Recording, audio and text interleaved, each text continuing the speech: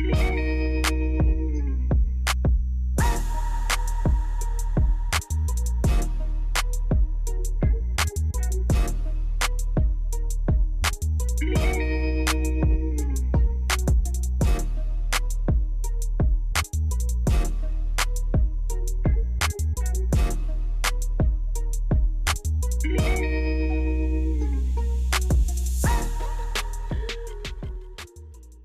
PHS, this is Micaiah and Kenzie. and welcome to the current events. This week our segment is on the return to school and all the new systems come for Todd County.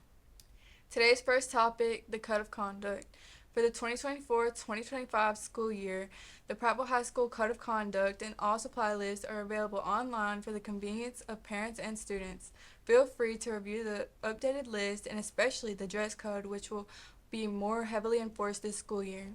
Next, all students will be able to eat cost-free for another school year. Private high school students will have access to free lunch and breakfast. Thanks to students' participation in getting a school lunch every day last year, PHS has been approved under the USDA's National School Lunch Program and Community Eligibility Provision for another full year of free lunch. So be sure to get every lunch every day this year for another successful period for high school. That's all for the current events. On to the next. Hello, I'm here with Ms. Pryor today to talk about the new Yearbook app. So, how does this app work? We've been hearing about this app, so how does it work? So students and members of the community can download the app to their phones. It also can take you to an actual website, and you can upload pictures from your phones directly to the yearbook software. Mm-hmm. So everyone in the community and the school can be a yearbook photographer this year. Nice. What type of pictures would you like to see? So we would love pictures of Prattville High School students doing things, whatever they are, whether it's sports or extracurriculars or out and about in the community. A lot of students do community service. If you're a Prattville High School student and you're doing something, we would love to have a picture of it. So how did this app come to life? What was the process of making this thing come to life? It was just part of one of the kind of like benefits of the yearbook software that we have. And we decided our theme this year, not the yearbook theme, but kind of the idea we're going with is that this is everyone's yearbook. Mm-hmm. And so we want everyone to be able to participate, not just the people on staff. So if you're a student here, you're a member of the community, this is your yearbook too, and we would love to have you be a part of it. Okay. Is there any other details that you would like to share, or is there anything else? From experimenting with the app, we've learned that if you use the app, you can load one picture at a time. Okay. But if you go to the website address, you can do multiple pictures at a time. We just ask when you do upload it, you give us as much information as possible about the picture so that we can then use it in the book. Okay. Thank you so much for Thank this you. interview. Appreciate Thank you it. so much. This is Joanna Lee, and this is School Life. I'm your host, Nate, and you're watching Lion Sports Network. Today, we're going to be interviewing Coach Fisher about the boys basketball team and the girls flag football.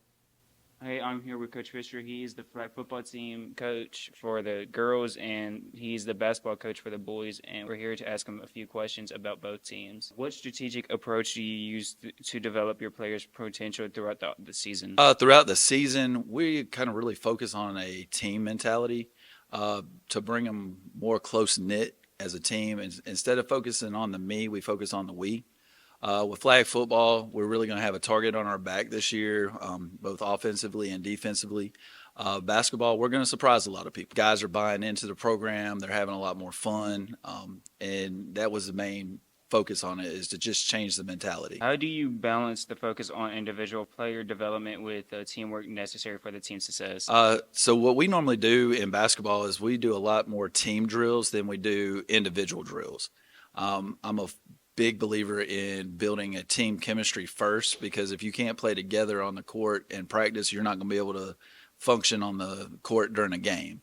Same thing with flag football. Being the defensive coordinator, we definitely focus more on the team aspect than just individual. What changes or adaptations have you made to your coaching approach for the years, and how do you think they have impacted the team? Well, this year with basketball, we're going to have a shot clock for our non-region games.